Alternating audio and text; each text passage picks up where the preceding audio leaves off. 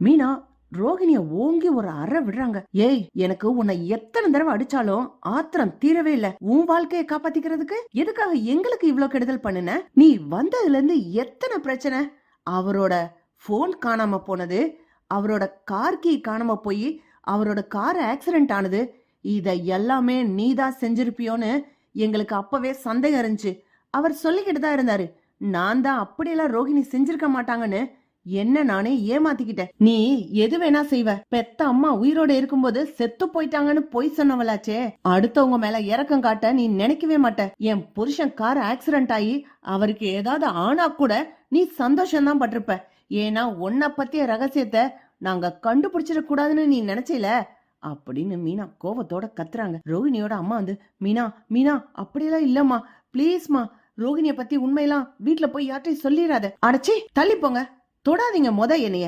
நீங்கெல்லாம் ஒரு மனுஷங்களா? உங்களை நாங்க எவ்வளவு மரியாதை கொடுத்து எவ்வளவு அன்பா நடந்துகிட்டோம். நீங்க எவ்வளவு எங்களை ஏமாத்திருக்கீங்கன்னு நினைக்கும் போது உங்க மேல இருந்தா மரியாதையே போகுது அப்படின்னு மீனா பேசிக்கிட்டு இருக்கும்போது ரோகிணி கிறிஷ பாக்குறாங்க. அப்படி கண் ஜடையில ஏதோ சொன்ன உடனே கிறிஷ் வேகமா வந்து, Meena aunty, Meena aunty, please aunty, எங்க அம்மாவை பத்தி உண்மையெல்லாம் சொல்லாதீங்க யார்கிட்டையும். அப்புறம் அந்த பாட்டி எங்க அம்மாவை வீட்டை விட்டு துரத்திடுவாங்க. டேய் போதும் போடா, உங்க அம்மாவை விட நீ அதிகமா நடிக்கிற. ஏண்டா பெத்த புள்ள மாதிரி உன்னை அவ்வளவு அன்பு செலுத்தி வளர்த்தோம், தத்தெடுத்துக்கிறோன்னு கேட்டோம். அப்பாவது உங்க அம்மா உண்மையை சொன்னாலா? இல்ல நீதான் உண்மையை சொன்னியா? உங்க பாட்டியும் சொல்லல, நீயும் சொல்லல, உங்க அம்மாவும் சொல்லல. உங்க அம்மா நடிக்கிறானா நீ அதை விட 2 மடங்கு ஜாஸ்தியா நடிக்கிறடா. சீச்சி, உங்களை எல்லாம் நம்பவே கூடாது. உங்களை பார்த்து இறக்கப்பட்டு அன்பு செலுத்தி பாவம்னு நினைச்சு வீட்டுல அடைக்கலம் கொடுத்து பணம் செலவழிச்சு உங்களுக்காக பாடுபட்டது எல்லாமே போதும். இதுக்கு மேல உங்க பேச்ச கேட்டு இறக்கப்படுறதுக்கு என் மனசுல துளி கூட இறக்கம் இல்ல. நீங்கெல்லாம் விஷ பாம்புக, நம்பினவங்களை ஏமாத்துறவங்க நீங்கெல்லாம்.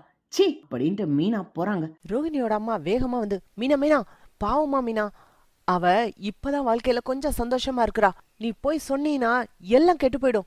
மா போகாதம்மா அப்படின்னு ரோகிணியோட அம்மா மீனா கிட்ட கெஞ்சுறாங்க, கதறாங்க, காலிலே விழுந்து கெஞ்சுறாங்க. உடனே மீனா, போதும் போங்கம்மா, இனிமேலும் உங்களை நம்புறதுக்கு நான் தயாரா இல்ல. இந்த கிறிஷ் உங்க பேருன்னு எனக்கு தெரியும். நாங்க தத்தெடுத்துக்கிறோம், நாங்க பத்திரமா பாத்துக்கிறோம்னு எவ்வளவோ தூரம் சொல்லியிருக்கேன். அப்ப கூட உங்க சுயநலத்துக்காக நீங்க யோசிச்சீங்களே தவிர எங்களை பத்தி நீங்க யோசிக்கல. எங்களை அசிங்கப்படுத்தினீங்க. அந்த நேரம் எங்க கிட்ட இந்த உண்மையை சொல்லியிருந்தா கூட உங்க சைட்ல இருக்க நியாயத்தை பத்தி நாங்க யோசிச்சிருப்போம். இப்போ நாங்களா தெரிஞ்சுக்கிட்ட அப்புறம் இத வந்து நியாயப்படுத்தணும்னு யோசிக்காதீங்க. உங்க பொண்ணு மட்டும் வாழணும், மத்தவங்க எல்லாம் சாகணுமா? உங்க பொண்ணு இவ்வளவு பொய் சொல்லி வளர்றதுக்கு நீங்க தான் காரணமா இருந்திருக்கீங்க. அடுத்து இத விட மோசமா கிறிஷ் பொய் சொல்லுவான். இத இப்படியே வளர விடக்கூடாது. நான் எல்லார்கிட்டயும் உண்மையை சொல்லத்தான் போறேன் அப்படின்னு சொல்லி ரோகிணியோட அம்மாவை புடிச்சு கீழே தள்ளுறாங்க மீனா. ரோகிணி உடனே, மீனா இங்க பாரு மீனா, நீ போனேன்னு வச்சுக்கோ, நான் இப்படியே தண்ணியில விழுந்து செத்து போயிடுவேன் அப்படின்னு மிரட்டுறாங்க. மீனா ஒரு கணம் திரும்பி பார்த்துட்டு படக்குன்னு அப்படியே திரும்பி விறுவிறுன்னு போயிடுறாங்க. ரோகிணி உடனே, இனிமே இருந்தா நான் மாட்டிக்கிடுவேன், நீங்க எல்லாம் போங்க அப்படின்னு அவங்க அம்மாவையும் கிறிஷையும் அனுப்பிட்டு வேகமா குளத்துக்கிட்ட போறாங்க. அதுக்குள்ள மீனா அங்க இருக்க எல்லார்ட்டையும் சொல்லி விஜயாவையும் மனோஜையும் எல்லாரையும் கூட்டிக்கிட்டு வராங்க. ஸ்ருதி எல்லாருமே வராங்க. ரோகிணி அதுக்குள்ள குளத்துல இருக்க தண்ணிக்குள்ள விழுந்து தத்தளிக்கிற மாதிரி கைய கால உதஞ்சுக்கிட்டு கிடக்குறாங்க. முத்துவும் மனோஜும் இத பாத்துட்டு வேகமா ஓடி போய் மனோஜும் சேர்ந்து ரோகிணிய தூக்குறாங்க. பார்த்தா ரோகிணி எந்திரிச்சு நிக்கிறாங்க. முட்டிக்காலு கிட்டதான் தண்ணியே இருக்கு. ஏய் பார்லருமா, இதுலயுமா நடிப்ப? இதுலயுமா போய் சொல்லுவ? மீனா சொன்ன விஷயங்கள் எல்லாம் நம்ப முடியலன்னு நினைச்சேன். நீ எல்லாமே செய்யக்கூடிய ஆள் தான் பார்லருமா அப்படின்னு முத்து சொன்னோன்ன இத பாக்குற விஜயாவுக்கு ஆத்திரமா வருது. புடவைய தூக்கி இழுத்து சொருகிக்கிட்டு தண்ணிக்குள்ள இறங்கி ரோகிணியோட தலைமுடிய பிடிச்ச தரன்னு இழுத்துக்கிட்டு வராங்க. கரையில வச்சு ரோகிணிய அடி அடி நடிக்கிறாங்க. ஏண்டி, ஏமாத்துறதுக்கு ஏன் குடும்பம் தான் கிடைச்சிச்சா? ஏன் பையனோட வாழ்க்கை தான் கிடைச்சிச்சா? நீ ஏற்கனவே கல்யாணம் ஆகி பிள்ளை பத்தவ, அத மறைச்சு மனோஜை ஏமாத்திருக்க. மனோஜ் எவ்வளவு படிச்சவன், எவ்வளவு புத்திசாலி, ஒரு பிசினஸ் வச்சு எவ்வளவு நல்லா வாழ்ந்துகிட்டு இருக்கான். அவனுக்கு நீ பொய் சொல்லி கல்யாணம் பண்ணிருக்கியா? சி, நான் தான் ஏமாந்துட்டேன். ஏய் பார்லர்காரி, நீ பொய் சொல்றதுக்கு அளவே இல்லையா?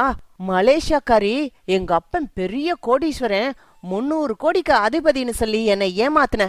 அத நம்பி உன்னை நான் தாங்கன்னு தாங்கினேன். அப்புறம் பொய்யன்னு தெரிஞ்சிச்சு. இந்த மாதிரி வேலையெல்லாம் எதுக்குடி செய்யற? எதுக்கு என்னையும் என் பையனும் இப்படி ஏமாத்துற? நாங்க என்ன துரோகம் பண்ண உனக்கு? என் பையனுக்கு கல்யாணம் ஆகணும்னு ஆசைப்பட்டேன், அது ஒரு தப்பா? ஒரு நல்ல பொண்ணா வசதியான வீட்டு பொண்ணா அமையணும்னு நினைச்சேன். அது என்ன தப்பா?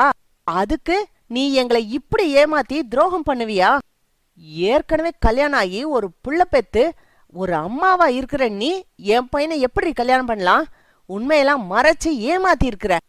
அன்னைக்கு நீ மலேசியாக்காரி இல்லன்னு தெரிஞ்ச உடனே வீட்ல வந்து சூட அமர்த்தி இனிமே பொய் சொல்ல மாட்டேன்னு சத்தியம் பண்ணினியே.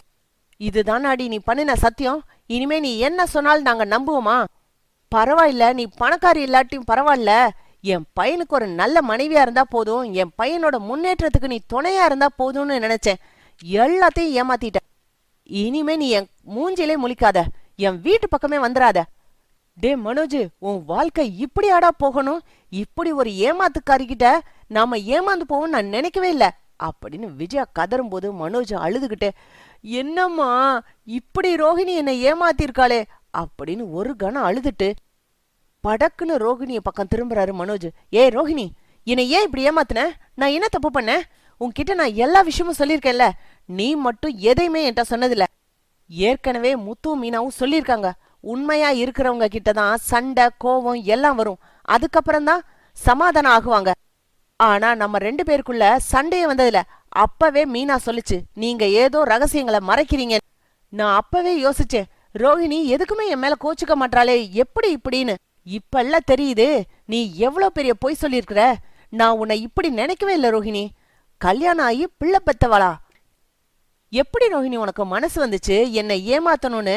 நான் எவ்வளவு உண்மையா இருந்தேன் உன்கிட்ட. உன்னை நான் இப்படியே சும்மா விட மாட்டேன். என்ன ரொம்ப நம்ப வச்சு ஏமாத்தி இருக்கிற.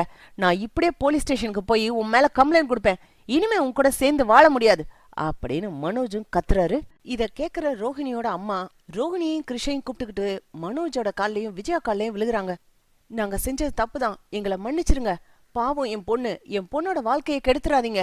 என் மக உங்க பையனை உசுரா நினைச்சிருக்கா.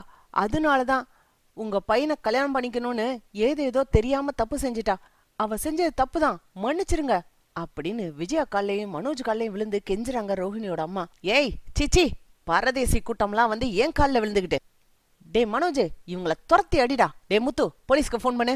எவ்வளவு பித்தலாட்டம், எவ்வளவு ஏமாத்துறது அப்படின்னு விஜயா சொன்ன முத்துக்கிட்ட, முத்து முத்து ப்ளீஸ் முத்து விட்டுருங்க, போலீஸ்க்கெல்லாம் போன் பண்ண வேணாம் அப்படின்னு ரோஹிணி சொல்றாங்க. பார்லருமா, நீ கேடின்னு எங்களுக்கு ஏற்கனவே தெரியும், ஆனா இவ்ளோ பெரிய கேடின்னு தெரியாது. இத எல்லாத்தையுமே மீனாதான் கண்டுபிடிச்சிருக்கா. உன்னை மட்டும் வெளியில விட்டோம்னு வையே, மீனாவுக்கு ஏதாவது பெரிய ஆபத்தை ஏற்படுத்திடுவ. ஏற்கனவே மீனா அந்த சாமியார் சொன்னதை வச்சு கவலைப்பட்டுக்கிட்டு இருக்கா. இந்த ரகசியம்லாம் வெளியில தெரியணும் தான் பாம்ப நீயே வீட்டுக்கு கூட்டிகிட்டு வந்திருக்கிற. இதெல்லாம் எழுதி வச்ச விதி, மாத்த முடியாது. நீ கொஞ்ச நாள் போலீஸ் கஸ்டடியில இருந்து பாடம் படிச்சுட்டு வா அப்படின்னு முத்து சொல்றாரு.